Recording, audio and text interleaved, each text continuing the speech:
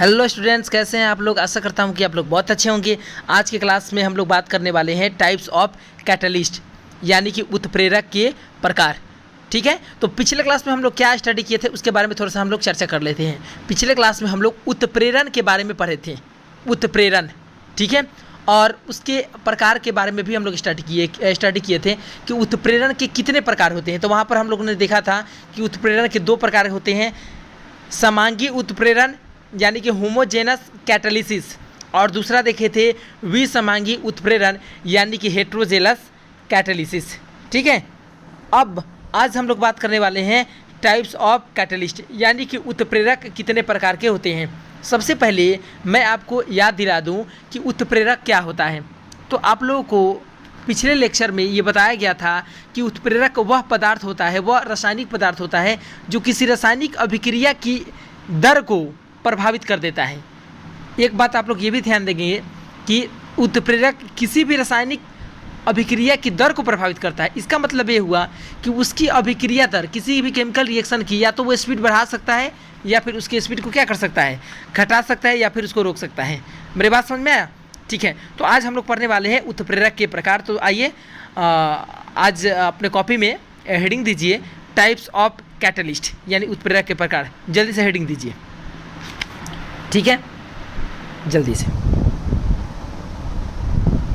तो अगर हम लोग उत्प्रेरक के प्रकार की बात करें तो यह मुख्यतः 3 प्रकार के होते हैं। ठीक है, ऐसा नहीं है कि 3 ही प्रकार होते हैं, और भी प्रकार होते हैं, लेकिन मेनली यानी मुख्यतः 3 ही प्रकार हम लोग को स्टडी करना है। तो पहला जो मेरा हो गया वो है धनात्मक उत्प्रेरक। पहला क्या हो गया बाबू? धनात्मक उत्प्रेरक, यानी इसको इंग्लिश में पॉजिटिव कैटलिस्ट भी कहते हैं। दूसरा हो गया आपका ऋणात्मक उत्प्रेरक, ऋणात्मक उत्प्रेरक, और इसको इंग्लिश में कहेंगे निगेटिव कैटलिस्ट।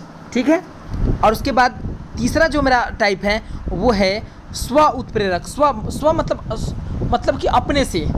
ठीक है, स्व मतलब स्वयं उत्प्रेरक की तरह काम। स्व उत्प्रेरक मतलब ऑटो कैटलिस्ट, इसको इंग्लिश में क्या कहेंगे? ऑटो कैटलिस्ट, मतलब ऑटोमेटिकली वो कैटलिस्ट की तरह कार्य करेगा। ठीक है, तो आइए इस तीनों को बारी बारी से स्टडी करते हैं। तो सबसे पहले हम लोग पढ़ेंगे धनात्मक उत्प्रेरक। तो चलिए शुरू करते हैं धनात्मक उत्प्रेरक। तो अगर हम बात करें कि धनात्मक उत्प्रेरक क्या होता है, तो आप सिंपल वे में आप ऐसा कह सकते हैं कि वैसा उत्प्रेरक, ध्यान से सुनिएगा, कोशिश कीजिए कि लेक्चर में ही लेक्चर को देखते समय ही याद हो जाए। ठीक है, देखो यहाँ पर नाम है धनात्मक उत्प्रेरक, यानी कि वैसा उत्प्रेरक जो रासायनिक अभिक्रिया की स्पीड को, यानी रासायनिक अभिक्रिया की दर को बढ़ा देता हो, तो उसको बोलेंगे धनात्मक उत्प्रेरक। मेरे बात फिर से सुनिए और ध्यान से सुनिए। धनात्मक उत्प्रेरक, अगर आपसे कोई पूछे कि धनात्मक उत्प्रेरक क्या है, या परीक्षा में आ गया, तो कहना कि वैसा उत्प्रेरक जो रासायनिक अभिक्रिया की दर को या स्पीड को या चाल को बढ़ा दे, उसे हम धनात्मक उत्प्रेरक कहेंगे। ठीक है, मेरी बात समझ में आ गया? अगर समझ में आ गया तो वीडियो को लाइक कर देना, हम समझ जाएंगे कि आपको समझ में आ गया। मेरा बात फिर से सुनो फिर से एक बार और, कि वैसा उत्प्रेरक जो रासायनिक अभिक्रिया की दर को क्या कर दे, बढ़ा दे, उसे हम लोग क्या कहेंगे? धनात्मक उत्प्रेरक कहेंगे। मेरी बात समझ में आ गया? ठीक है, तो चलिए इसका डेफिनेशन हम लोग लिख लेते हैं। ठीक, तो यहाँ पर आपका लिखा हुआ है कि वैसा उत्प्रेरक जो रासायनिक अभिक्रिया की दर को बढ़ा दे धनात्मक उत्प्रेरक कहलाता है। ठीक है, और इसका एक एग्जांपल दिया गया है, जैसे कि अमोनिया का जब निर्माण किया जाता है, जब नाइट्रोजन और हाइड्रोजन गैस ये जब आपस में अभिक्रिया करते हैं तो इसकी स्पीड क्या होती है? कम होती है। अमोनिया जल्दी नहीं बनता है, NH3 जल्दी नहीं बनता है, लेकिन जैसे ही इसमें Fe डाल दिया जाता है, यानी आयरन का चूर्ण डाल दिया जाता है, तो अमोनिया बनने की दर क्या हो जाती है? बढ़ जाती है। तो यहाँ जो आपका Fe दिखाई दे रहा है, लोहा, वो धनात्मक उत्प्रेरक की तरह क्या करता है? काम करता है। मेरी बात समझ में आया बाबू? समझ में आ गया? ठीक है, तो चलिए धनात्मक उत्प्रेरक को समझ लेने के बाद आगे बढ़ते हैं हम लोग ऋणात्मक उत्प्रेरक की तरफ, यानी दूसरा जो टाइप है उसको हम लोग देख रहे हैं। इसको जल्दी से नोट कीजिए और आगे बढ़ते हैं। जल्दी से नोट कीजिए बाबू। समझ में आ रहा है ना बाबू? दम समझ में आ रहा है तो वीडियो को लाइक ज़रूर करना। ठीक है, इससे हमको मोटिवेशन मिलता है कि हाँ ऑनलाइन पढ़ाने से बच्चों को फ़ायदा हो रहा है। ठीक है, और चैनल को सब्सक्राइब नहीं किया तो सब्सक्राइब जरूर करना। ठीक, तो चलिए दूसरा स्टार्ट करते हैं, ऋणात्मक उत्प्रेरक। ठीक है, तो चलिए शुरू करते हैं। लिख लिए होंगे आशा करता हूँ। तो दूसरा है मेरा ऋणात्मक उत्प्रेरक। तो देखिए ऋणात्मक, आपको लग रहा है कि निगेटिव जा रहा है, यानी कि वैसा उत्प्रेरक जो रासायनिक अभिक्रिया की दर को, वैसा उत्प्रेरक जो रासायनिक अभिक्रिया के दर को घटा दे। निगेटिव है ना जी, तो निगेटिव मतलब क्या, घटा दे। अब धनात्मक था, कुछ देर पहले हम लोग देखे थे धनात्मक उत्प्रेरक जो रासायनिक अभिक्रिया की दर को बढ़ा देता था। ये ऋणात्मक उत्प्रेरक है, तो इसमें रासायनिक अभिक्रिया की दर क्या हो जाता है, घट जाता है। तो आप लिख सकते हैं कि वैसा उत्प्रेरक जो रासायनिक अभिक्रिया की दर को घटा दे उसे ऋणात्मक उत्प्रेरक कहते हैं। मेरी बात समझ में आ गया बाबू, समझ में आया कि नहीं? फिर से बोल देता हूँ, फिर से सुनो। वैसा उत्प्रेरक जो रासायनिक अभिक्रिया की दर को घटा दे ऋणात्मक उत्प्रेरक कहलाता है। ठीक है, तो चलो लिखते हैं। तो यहाँ पर आपका डेफिनेशन लिखा हुआ है कि वैसा उत्प्रेरक जो रासायनिक अभिक्रिया की स्पीड को क्या करता है, घटा देता है, उससे हम क्या कहेंगे, ऋणात्मक उत्प्रेरक कहेंगे। ठीक है, जैसे कि H2O2 का जब विघटन होता है, H2O2 का जब विघटन होता है H2O और O2 में, तो ये इसका जो स्पीड होता है बहुत फास्ट होता है। तो इस स्पीड को कम करने के लिए हम लोग इसमें ग्लिसरॉल मिलाते हैं। क्या मिलता है इसमें, हम लोग मिलाते हैं ग्लिसरॉल। ठीक है, यहाँ लिखा हुआ है, ये लिखा हुआ है ग्लिसरॉल। ठीक है, तो एक काम कीजिए, इसको जल्दी से नोट कीजिए और आगे बढ़ते हैं। तीसरा ऑटो कैटलिस्ट यानी कि स्व उत्प्रेरक के बारे में स्टडी करेंगे। ठीक है, तो जल्दी से इसको नोट कीजिए। ये दोनों समझ में आ गए बाबू, धनात्मक और ऋणात्मक उत्प्रेरक समझ में आ गए ना? ठीक है, तो चलो आगे बढ़ते हैं तीसरा ऑटो कैटलिस्ट के ऊपर। तो तीसरा मेरा है स्व उत्प्रेरक। तो देखो बाबू, स्व उत्प्रेरक नाम ही है ऑटो कैटलिस्ट, यानी कि स्व उत्प्रेरक मतलब खुद से वो उत्प्रेरक की तरह काम करता हो। ठीक है, जैसे बहुत सारे बच्चों को देखिएगा, वो खुद से मोटिवेटेड होते हैं। ठीक है, यानी कि उसको आपको ये नहीं बोलना पड़ेगा कि बाबू आप पढ़ो, वो अपने से जाकर के बैठ जाते हैं पढ़ने के लिए। तो क्या हुआ, स्वपराकू लड़का मतलब अपने से जाकर पढ़ ले। ठीक है, तो स्व उत्प्रेरक वैसा मतलब उत्प्रेरक होता है, मतलब जो जैसे कि मैं अगर बात करूँ, कोई केमिकल रिएक्शन हो रहा है, ठीक है, और उस केमिकल रिएक्शन में जो प्रोडक्ट है, जो प्रोडक्ट हुआ, वही प्रोडक्ट खुद उस अभिक्रिया को क्या कर दे, उस अभिक्रिया में कैटलिस्ट की तरह काम करने लगे। यानी जब किसी रासायनिक अभिक्रिया में उत्पाद ही उत्प्रेरक की तरह कार्य करने लगता है, तो वह पदार्थ स्व उत्प्रेरक कहलाता है। यानी कि जैसे मान लो कि कोई केमिकल रिएक्शन हुआ, उसमें जो प्रोडक्ट बना, ठीक है, और वो प्रोडक्ट ही अब कैटलिस्ट की तरह काम करने लगे। जस्ट इमेजिन, सोच कर देखो कि अगर कोई केमिकल रिएक्शन है, ठीक है, और उसमें थोड़ा सा प्रोडक्ट क्या हो गया, बन गया, और वो प्रोडक्ट ही उत्प्रेरक की तरह काम करने लगे, तो हम उसको बोलेंगे ऑटो कैटलिस्ट बोलेंगे। ठीक है, तो चलिए इसका डेफिनेशन लिख लेते हैं। तो यहाँ पर आपका डेफिनेशन साफ साफ लिखा हुआ है कि जब किसी रासायनिक अभिक्रिया में उत्पाद ही उत्प्रेरक की तरह कार्य करने लगे तो वह स्व उत्प्रेरक कहलाता है। जैसे कि मैंने अभी कुछ देर पहले आपको बोला था कि जब भी किसी केमिकल रिएक्शन में अगर प्रोडक्ट ही कैटलिस्ट की तरह काम करने लगे तो वह ऑटो कैटलिस्ट कहलाता है। ठीक है, तो चलिए इसका एक इसका एक एग्जांपल देख लेते हैं यहाँ पर। ठीक है, तो यहाँ पर जो एग्जांपल होगा वो कुछ इस प्रकार से होगा। ठीक है, तो इसको जल्दी से नोट कीजिए ताकि मैं एग्जांपल की तरफ आगे बढ़ सकूँ। तो जल्दी से नोट कीजिए इसको, और उसको समझेंगे भी कि वो ऑटो कैटलिस्ट की तरह क्यों काम करता है। जल्दी से नोट कीजिए।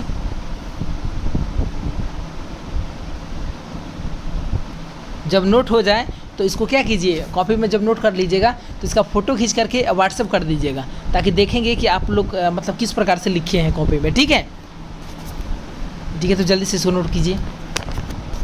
चलिए आगे बढ़ते हैं और इसके एग्जाम्पल की तरफ। ठीक है, तो ऑटो कैटलिस्ट की अगर एग्जाम्पल की बात करें तो इसमें सबसे महत्वपूर्ण जो एग्जाम्पल है वो कुछ इस प्रकार से है, वो है ईस्टर का जल अपघटन। क्या लिखेंगे, ईस्टर का जल अपघटन। जल अपघटन का मतलब ये हुआ कि जब ईस्टर को हम लोग जल में डालते हैं तो ईस्टर क्या हो जाता है, डिसोसिएट हो जाता है। ये क्या होता है, डिसोसिएट हो जाता है। किस फॉर्म में देखते हैं यहाँ पर, ठीक है। तो आइए हम यहाँ पर एक ईस्टर ले लिए, जैसे कि CH3COO2H5, ठीक है। और इसको क्या करते हैं कि जल में डालते हैं, यानी कि H2O में डालते हैं, ठीक है। तो जब ईस्टर को जब जल में डालते हैं तो इसको थोड़ी सी मात्रा में एसिड की ज़रूरत होती है। एसिड अम्ल, अम्ल मतलब कि H+ आयन। आप लोग अच्छी तरह से समझ रहे हैं कि अम्ल यानी कि जो H+ आयन देता हो, ठीक है। तो जब ईस्टर को जल में डालते हैं तो ये अपघटित होकर के CH3COOH यानी कि एसिटिक एसिड और साथ में जल देता है, यानी कि H2O देगा, ठीक है। सॉरी, H2O नहीं बल्कि क्या देगा, मेथनॉल देगा, C2H5OH देगा, ठीक है। तो यहाँ पर आप खुद देखिए, ईस्टर का जब जल अपघटन कर रहे हैं तो यहाँ पर अम्ल चाहिए, क्या चाहिए, H+ चाहिए, ठीक है। तो प्रोडक्ट में यहाँ पर देखिए ध्यान से, तो प्रोडक्ट में क्या बन जा रहा है, ये प्रोडक्ट यहाँ से लिखिए गए, ठीक है। तो प्रोडक्ट में आपका क्या बन गया, एसिटिक एसिड, और ये क्या होता है, थोड़ा सा जल में मिल जाएगा तो ये H+ दे देगा, और यही H+ क्या चीज़ के काम करने लगेगा, कैटलिस्ट की तरह काम करने लगेगा, ठीक है। तो यह एक अच्छा सा उदाहरण हुआ किसका, ऑटो कैटलिस्ट का, स्व उत्प्रेरण का। तो जल्दी से इसको नोट कीजिए और आगे बढ़ते हैं, जल्दी से नोट कीजिए।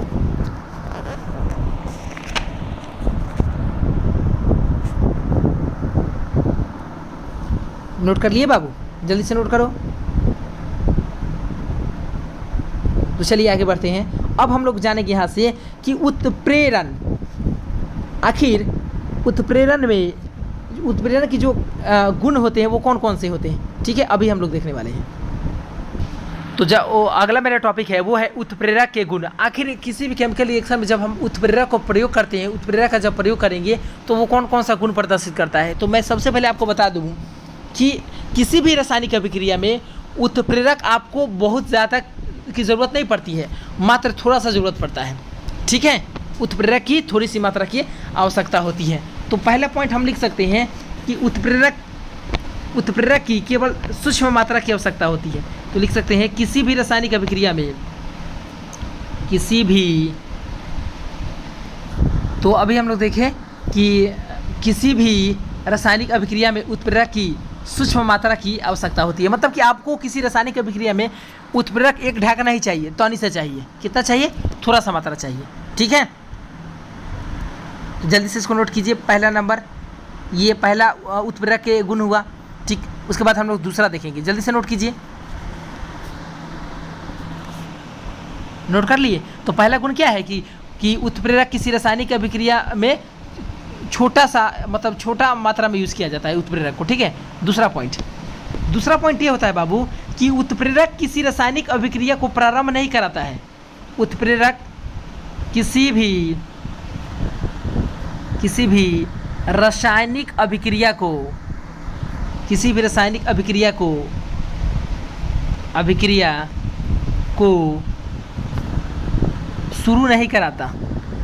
शुरू नहीं करवाता, ठीक है। ये नहीं कि उत्प्रेरक जाकर किसी केमिकल रिएक्शन को स्टार्ट करवाएगा, ऐसा कुछ भी नहीं है।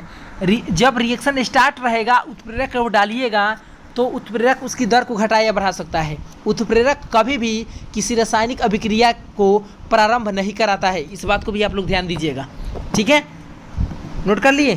तो चलिए पॉइंट नंबर 3 नोट कीजिए जल्दी इसको। चलिए आगे बढ़ते हैं तीसरे नंबर पॉइंट पर। तीसरा नंबर पॉइंट बाबू आप ये भी याद रखना कि किसी एक केमिकल रिएक्शन के लिए एक खास उत्प्रेरक की ज़रूरत पड़ती है। ऐसा नहीं है कि एक एक उत्प्रेरक अलग अलग अभिक्रिया अलग अलग अभिक्रिया की दर को प्रभावित कर सकता है, ऐसा नहीं है। हर एक अलग अलग अभिक्रिया के लिए उत्प्रेरक भी क्या होता है, अलग अलग होता है। इसका मतलब तुम कह सकते हो कि सर उत्प्रेरक की क्रिया क्या होती है, विशिष्ट होती है, ठीक है। यानी यहाँ लिख सकते हैं उत्प्रेरक की क्रिया विशिष्ट होती है। कैसा होती है बाबू, विशिष्ट होती है, ठीक है। कोई दिक्कत है यहाँ तक नहीं है, जल्दी से नोट कीजिए।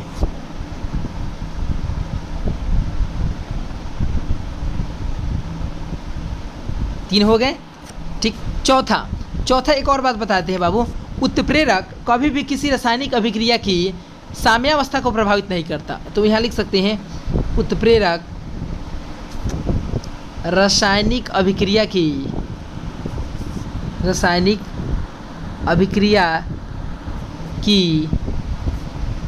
साम्यावस्था को प्रभावित नहीं करता। उत्प्रेरक किसी भी रासायनिक अभिक्रिया की साम्यावस्था को प्रभावित नहीं करता है।